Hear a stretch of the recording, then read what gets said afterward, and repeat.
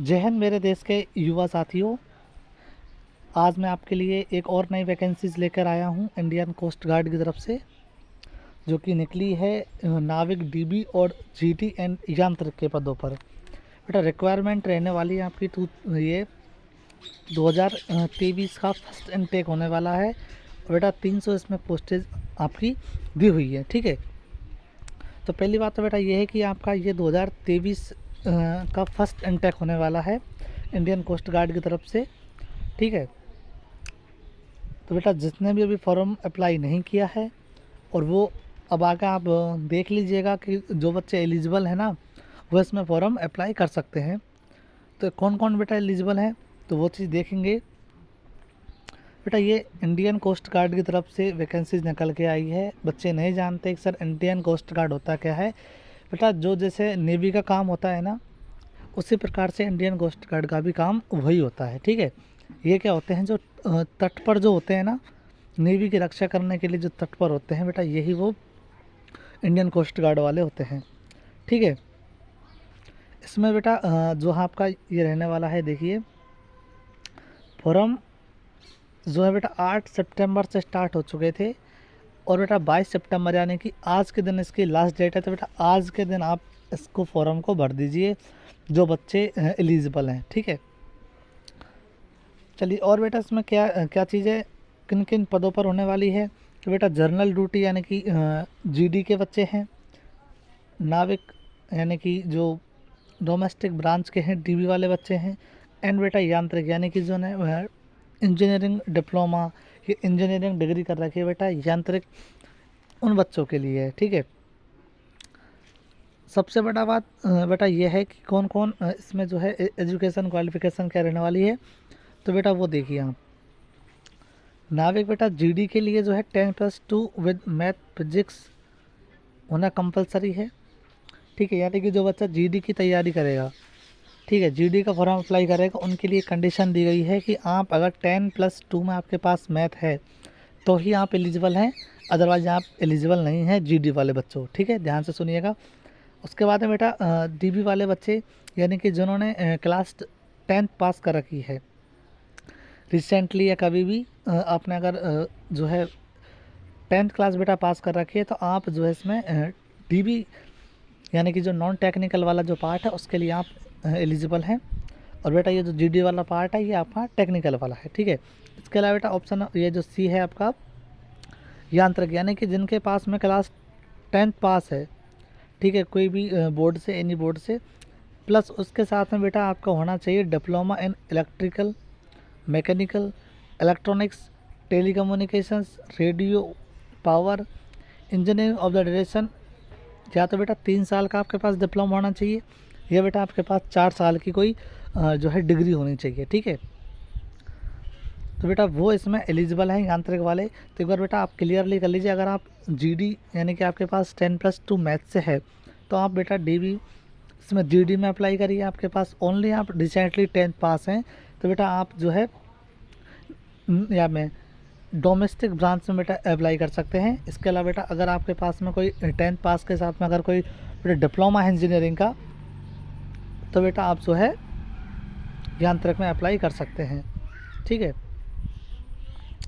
ये education qualification बेटा दी है, आप एक बार रीड डाउन कर लीजिएगा। ठीक है, इसके अलावा बेटा अगर हम बात करना चाहेंगे एज लिमिट की, तो बेटा इसमें जो एज लिमिट मांगे वो है 18 ईयर्स टू मैक्सिमम 22 ईयर्स। ठीक है,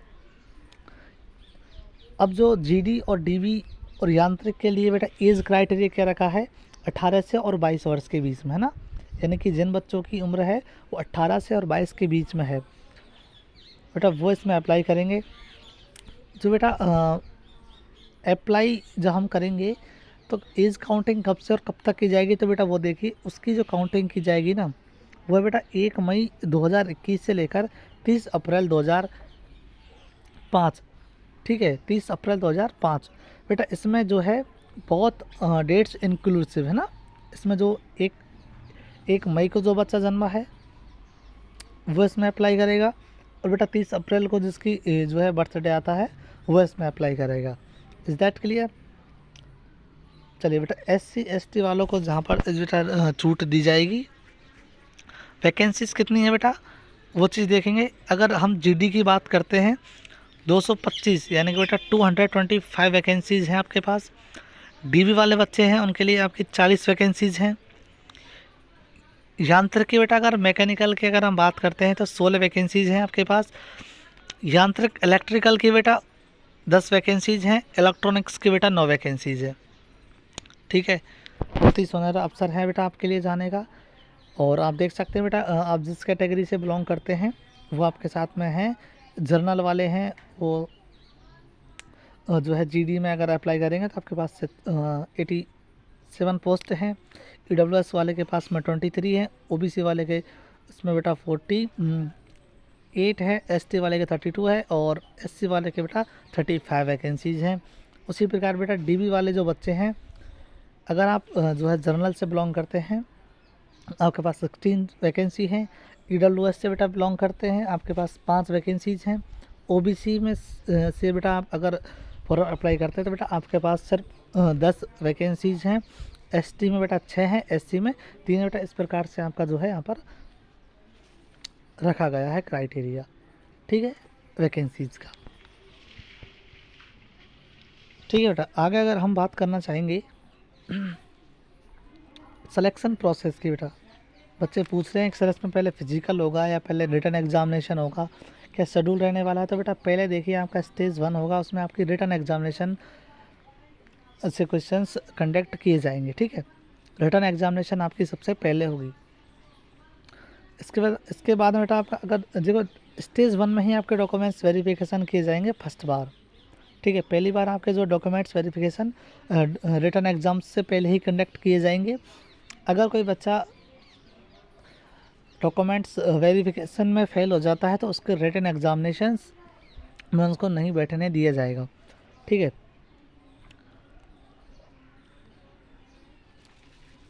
चलो बेटा ठीक है। अब नेक्स्ट बेटा अगर हम बात करना चाहेंगे स्टेज 2 में क्या रहने वाला है। स्टेज 2 में बेटा वही है based on performance the computer based online examination. उसके बाद में बेटा आपकी जो है मेरिट लिस्ट बनेगी। ठीक है, एग्जामिनेशंस के बाद में बेटा शॉर्ट लिस्टेड आप किए जाओगे स्टेज 2 के लिए। तो बेटा स्टेज 2 में जो है आपका पहला रहने वाला है बेटा फिजिकल फिटनेस टेस्ट। ठीक है, फिजिकल फिटनेस टेस्ट इसमें बेटा आपकी जो है 1.6 किलोमीटर रन कंप्लीट करनी होगी विद इन 7 मिनट में। ठीक है, इसके साथ में बेटा आपको 20 स्क्वाट्स उठक बैठक लगाने होंगे, 10 पुशअप्स आपको लगाने होंगे। ठीक है, उसके बाद में बेटा जैसे ही अगर आप फिजिकल को पास कर लोगे उसके बाद में आपको लास्ट में एक और डॉक्यूमेंट्स वेरिफिकेशन के लिए बुलाया जाएगा। ठीक है, डॉक्यूमेंट्स वेरिफिकेशन के बाद में बेटा आपकी फिर से एक मेरिट बनेगी स्टेज 3 के लिए। तो स्टेज 3 में बेटा आपका जो है डॉक्यूमेंट्स वेरिफिकेशन के बाद में आपका बेटा मेडिकल किया जाएगा। मेडिकल के बाद में बेटा आपकी जो है मेडिकल के बाद में आपकी एक और लिस्ट बनेगी बेटा। फिर उसके बाद में आप फाइनल मेडिकल जो है INS चिल्का में आपका होगा और आपके बाद में उसकी ट्रेनिंग जो बेटा चालू हो जाएगी। ठीक है, तो आपको बेटा 3 प्रोसेस से आपको यहाँ पर गुजरना है। पहला रिटन एग्जामिनेशन, दूसरा बेटा फिजिकल फिटनेस टेस्ट और तीसरा बेटा डॉक्यूमेंट्स वेरिफिकेशन और लास्ट में बेटा आपका मेडिकल।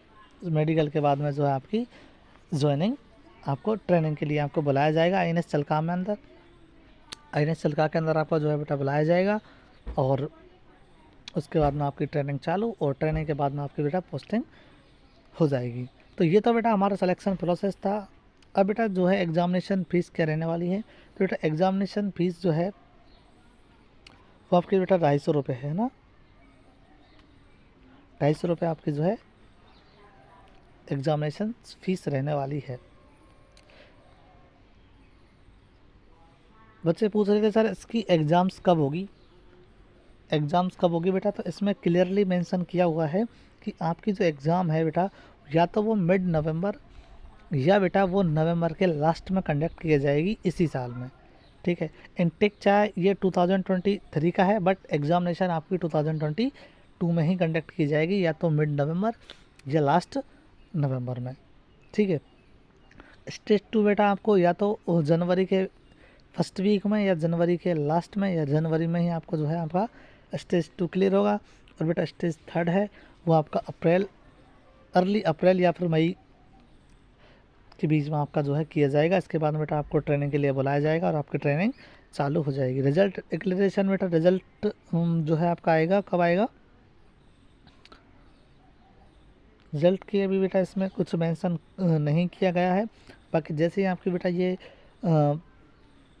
एग्ज़ाम्स जैसे कंडक्ट होंगे बेटा, उसके बाद में 15 से 20 दिन के बीच में आपका जो है रिज़ल्ट इसमें डिक्लेयर कर दिया जाएगा। इसके बाद में अगर बेटा हम बात करना चाहेंगे मेडिकल स्टैंडर्ड में, तो बेटा मेडिकल स्टैंडर्ड में आपको जो है ध्यान देने योग्य जो बेटा बातें हैं वो क्या हैं, वो देखिएगा। सबसे पहले तो बेटा आपकी जो हाइट है, हाइट इसमें कितनी मांगी जाती है वो चीज़ देखेंगे बेटा। इंडियन आर्मी में हाइट का जो क्राइटेरिया होता है वो 170 मीटर होता है, 170 सेंटीमीटर होता है। बट बेटा जिनकी हाइट कम है, बेटा वो इसमें बेटा मेडिकल के लिए वो परफेक्ट है। बिकॉज क्योंकि इसमें जो हाइट का क्राइटेरिया बेटा मांगा है वो है 157 सेंटीमीटर। ठीक है, चेस्ट जो है आपका मिनिमम 5% एक्सपेंडेड होना चाहिए। ठीक है, वेट जो है बेटा आपका अकॉर्डिंग टू द हाइट है ना, उसमें 10% एग्जाम्पटेड हो जाएगा वो। ठीक है, इसके अलावा हियरिंग यानी कि जो सुनने की बेटा जो क्षमता है वो आपकी होनी चाहिए नॉर्मल। इसके अलावा बेटा टैटू जो है, टैटू के लिए जिन बच्चों के लिए टैटू बने हुए बेटा, टैटू के लिए इसमें क्लियरली मेंशन किया हुआ है permanent body tattoos are not permitted on any part of the body. However, certain concessions are the permitted to the candidate belong to the tribal areas, communities as declared by the government of India.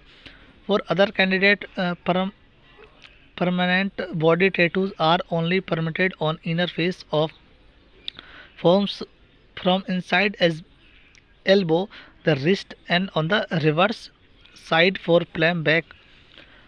Dollar side of hand details in his available Indian Coast Guard requirement website. देखो बेटा, यानी कि जो tribes area से आते हैं, ठीक है, यानी कि जो जो एरिया से आते हैं, जैसे असम है, गोरखाज है, ठीक है, सिक्किम है, हिमालय है, अगर आप इस एरिया से बिलोंग करते हो तो आपको अलाउ है टैटू। वो भी कहाँ है बेटा, आपकी जो एल्बो है, कोहनी के नीचे, और बेटा ये कलाई के यहाँ तक आपको जो है अलाउ है। ठीक है, चलिए उसके बाद बेटा आपका ट्रेनिंग कंप्लीट हो जाएगी INS चिनका के अंदर। उसके बाद बेटा आपको ज्वाइनिंग मिल जाएगी। यानी कि सबसे बेटा ध्यान देने योग्य बेटा बातें जो हैं वो है आपकी फॉर्म अप्लाई कब करना है बेटा, आज आप, ठीक है, आज इसकी लास्ट डेट है, आप जो है फॉर्म अप्लाई आप कर दीजिए। ठीक है, आपके पास अभी टाइम है बेटा, कोई प्रॉब्लम नहीं होगी। और बहुत ही सुनहरा अवसर है बेटा आपको इंडियन कोस्ट गार्ड में एज ए गवर्नमेंट जॉब काम करने का। ठीक है, तो बेटा जब तक के लिए जय हिंद।